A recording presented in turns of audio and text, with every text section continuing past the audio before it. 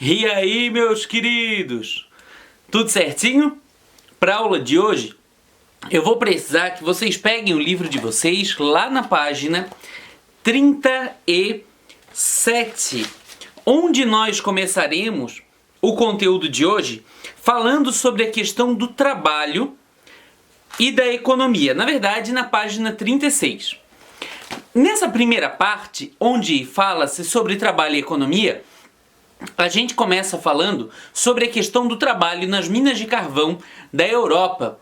As minas de carvão até hoje são trabalhos que eles acabam sendo bastante complicados, porque ela reduz a qualidade de vida do funcionário de uma maneira bastante exagerada.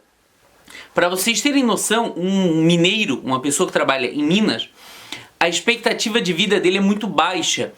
São pessoas aí que trabalham menos tempo do que normalmente as pessoas trabalhariam. A expectativa média de trabalho de um mineiro é de aproximadamente 15 anos, 20 anos. Nunca ouvi falar mais de trabalho além disso, geralmente 15. Por quê? Porque a expectativa de vida da pessoa também é muito baixa. Então, normalmente, a pessoa morre muito mais cedo do que outras pessoas que praticam outras atividades acabam morrendo, certo? Então, por conta disso, na verdade, o que motiva isso, né? Se tu pensar, o trabalho dessas pessoas, eles estão embaixo da terra, num ambiente muitas vezes úmido que pode trazer problemas, desenvolver problemas pulmonares. O material, os gases tóxicos que o trabalho com carvão libera também prejudica demais a saúde da pessoa. E aí, sem contar o risco de desabamento, sem contar diversos outros riscos. Para vocês terem noção, a China, que é o maior produtor de carvão mineral do mundo, há pouco tempo atrás, em um ano, obteve quase 7.000 mortes de mineiros em um ano.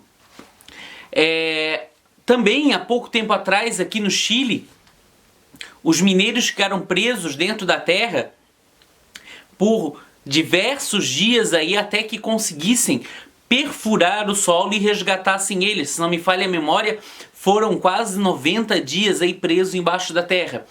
Então, esse trabalho, né, o que motiva uma pessoa a ir lá? Primeiro, a necessidade financeira. Segundo, essa atividade, ela ainda existe tanto porque ainda tem muita indústria que utiliza de carvão mineral como fonte de energia.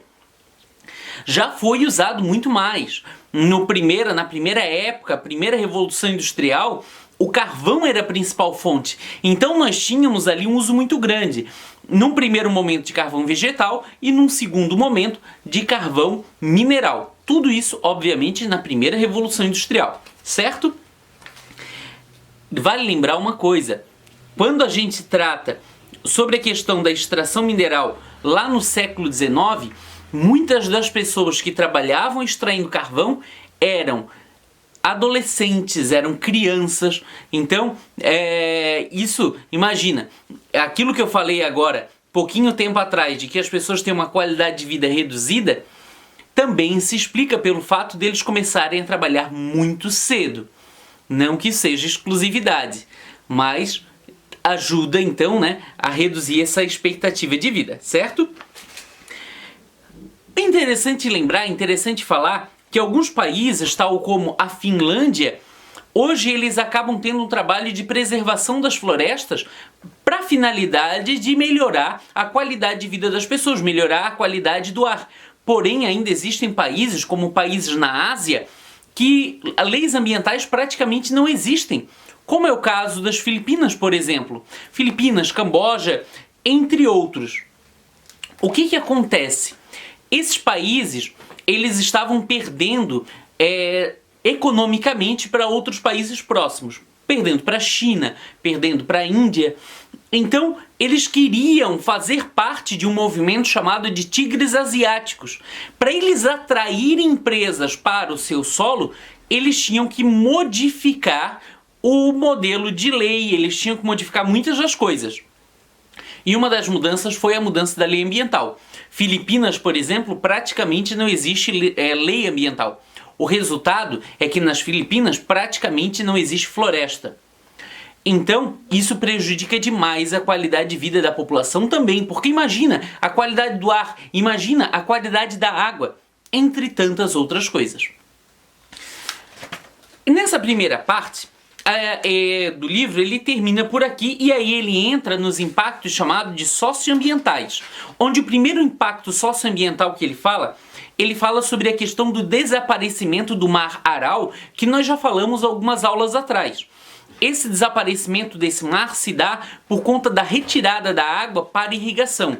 O livro de vocês, lá na página 43, ele mostra diversos barcos que até pouco tempo atrás eram usados para pesca no Aral e que hoje eles estão encalhados num ambiente seco, num desertão, porque o mar vem reduzindo. Essa redução você pode ver na página 42, onde tem duas imagens. Uma do mar em 1973 e outra do mar em 2016. Percebam a quantidade que ele reduziu ao longo desses aproximadamente 40 anos. Extração de recursos do Ártico. Isso está lá na página 44. É interessante a gente pensar numa coisa. Os ambientes antárticos e ártico, eles são ambientes em que ajudam na qualidade, como um regulador térmico da Terra. Então ele ajuda na qualidade da temperatura da Terra, certo? A partir do momento que tu começa a desenvolver indústria, a partir do momento que tu começa a explorar essas regiões, tu está prejudicando a vida na Terra. Tu está prejudicando o futuro das pessoas na Terra. Existe impacto muito grande, principalmente porque em áreas como essa existe sim a questão do petróleo. E o petróleo atrai muita gente, o petróleo atrai muitos países, o petróleo gera muita guerra, muito conflito por um monte de populações, por um monte de países. Então, faz necessário repensar as atividades nesse ambiente. A Antártica, por sua vez, existe um tratado antártico que proíbe que os países vão até lá para praticar atividade econômica, apesar de que a gente sabe ainda de países como a China que acabam pescando na Antártica, o que é proibido, certo?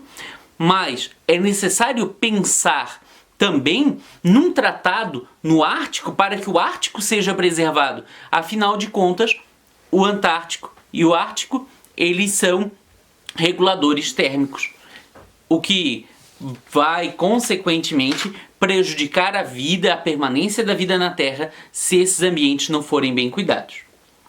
Meus queridos, a gente termina por aqui o nosso conteúdo. Nosso conteúdo, então, foi até a página 45. Deixo para vocês algumas atividadezinhas que está descrita no material que vocês receberam. Um abração, tchau, tchau e até a nossa próxima aula.